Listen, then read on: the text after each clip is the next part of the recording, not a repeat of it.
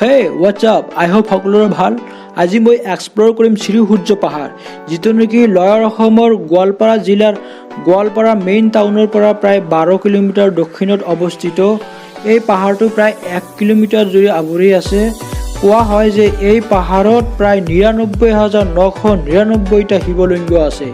সেইকাৰণে ইয়াক ছেকেণ্ড কাশী অৰ্থাৎ দ্বিতীয় কাশী বুলি জনা যায়। সো আপোনালোকৰ আগত আজি মই ক'ব ওলাইছোঁ ছেকেণ্ড কাশী অৰ্থাৎ দ্বিতীয় কাশীৰ বিষয়ে। গতিকে ভিডিঅ'টি ষ্টাৰ্ট কৰাৰ আগতে আপোনাৰ ওচৰত মোৰ এটা সৰু ৰিকুৱেষ্ট, আপুনি যদি এতিয়ালৈ এই চেনেলটো ছাবস্ক্ৰাইব কৰা নাই তেন্তে প্লিজ ছাবস্ক্ৰাইব কৰি লওক। চ' এতিয়া আহিছোঁ মূল কথালৈ। আমি সকলোৱে জানো যে উত্তৰ প্ৰদেশৰ কাশী অৰ্থাৎ বেনাৰস আৰু বাৰাণসীত 1,00,000টা শিৱলিংগ আছে। ইফালে জনাজাত আছে যে মহাভাৰত ৰচনা কৰা ব্যাসৰ আদেশ অনুসৰি এই শ্ৰীসূৰ্য পাহাৰত 99,999টা শিৱলিংগ পাহাৰৰ বিভিন্ন শিল কাটি নিৰ্মাণ কৰা হৈছিল।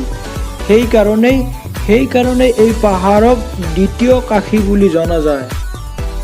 চ' এতিয়া আহিছোঁ এই পাহাৰত বা এই ঠাইডোখৰত যাব হ'লে কেনেকৈ আপুনি যাব বা কেনেকৈ তাত উপস্থিত হ'ব। আপুনি যদি শ্ৰীসূৰ্য পাহাৰত যাব খোজে তেন্তে গোৱালপাৰা মেইন টাউনৰ পৰা 12 কিলোমিটাৰ হ'ব। আৰু ইফালে আপুনি যদি অসমৰ বঙাইগাঁৱৰ পিনৰ পৰা আহে তেন্তে বঙাইগাঁও টাউনৰ পৰা আপোনাৰ এপ্ৰক্সিমেটলি 70 কিলোমিটাৰ হ'ব। আৰু আপুনি যদি গুৱাহাটীৰ পৰা যাব খোজে তেন্তে আপোনাৰ প্ৰায় 130 কিলোমিটাৰ হ'ব। আপুনি জালুকবাৰীৰ পৰা গোৱালপাৰা নেশ্যনেল হাইৱে 37 নম্বৰ হৈ 132 কিলোমিটাৰ যাব লাগিব। চ' এতিয়া অলপ ইয়াৰ বিষয়ে হিষ্টৰী জানি লওঁ। শ্ৰীসূৰ্য পাহাৰত একজাক্টলি কিমানটা শিৱলিংগ আছে তাৰে কোনো হিষ্টৰিকেল এভিডেঞ্চ নাই, বাট ষ্টিল পাহাৰৰ বিভিন্ন ঠাইত এতিয়াও শ শিৱলিংগ দেখিবলৈ পোৱা যায়। আৰ্কিঅলজিষ্টৰ মতে ইয়াত some century ago a thriving civilization held sway around the Sri Surya পাহাৰ। এইখিনিতে আপোনাৰ ওচৰত মোৰ এটা প্ৰশ্ন, আপুনি যদি শ্ৰীসূৰ্য পাহাৰৰ নাম শুনিছে বা এই পাহাৰত গৈ পাইছে বা অলপ হ'লেও এই পাহাৰৰ বিষয়ে জানে তেন্তে তলত কমেণ্ট বক্সত কমেণ্ট কৰি জনাওক এই পাহাৰক কিয় শ্ৰীসূৰ্য পাহাৰ বুলি কোৱা হয়। এই পাহাৰখন প্ৰাকৃতিক সৌন্দৰ্য আৰু ঐতিহাসিক সম্পদে পৰিপূৰ্ণ এখন প্ৰত্নতাত্ত্বিক স্থান। ইয়াত 3টা ধৰ্ম যেনে হিন্দুইজম, বুদ্ধিজম আৰু জৈনিজম ধৰ্মৰ ভগ্নাৱশেষ দেখিবলৈ পোৱা যায় কাৰণে কেতিয়াবা ইয়াক বিশ্ববিখ্যাত মহাৰাষ্ট্ৰত অৱস্থিত ইলোৰাৰ লগতো কম্পেয়াৰ কৰা হয়। শ্ৰীসূৰ্য পাহাৰৰ পাদদেশ আৰু আশে-পাশে হিন্দু ধৰ্মৰ বহুতো শিলত খোদিত ভাস্কৰ্য দেখিবলৈ পোৱা যায়।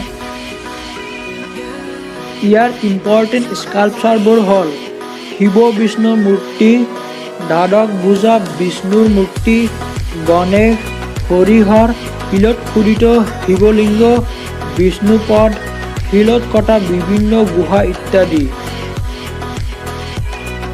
ইয়াত এটা শিলাখণ্ডত ঘূৰণীয়া আকৃতিৰ ভাস্কৰ্য আছে, যাৰ কেন্দ্ৰস্থলত থকা ভাস্কৰ্যটোক প্ৰজাপতি বুলি চিহ্নিত কৰা হৈছে, যাক 12টা পদুমৰ পাহিত এটাকৈ আদিত্যৰ মূৰ্তি আছে।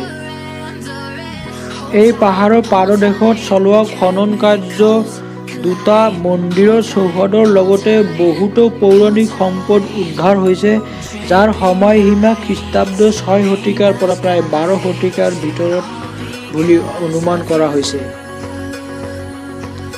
এনেয়ে শ্ৰীসূৰ্য পাহাৰৰ বিষয়ে কৈ থাকিলে কথাবোৰ শেষ নহ'ব। আপুনি যদি বিশ্বাস নকৰে তেন্তে এবাৰ যাই চাব আৰু নিজ চকুৰে চাই আহিব। সময় উলিয়াই এবাৰ যাই চাবচোন, কিমান ভাল লাগে। এই পাহাৰখনৰ মেক্সিমাম ঠাইতে শিল দেখিবলৈ পোৱা যায়। ধুনীয়া আকৃতিৰ শিল আৰু গছ-গছনিৰে পৰিপূৰ্ণ পাহাৰক এক ধুনীয়া পৰিৱেশ প্ৰদান কৰিছে। আপোনালোকে ভিডিঅ'ত চাবলৈ পাইছে।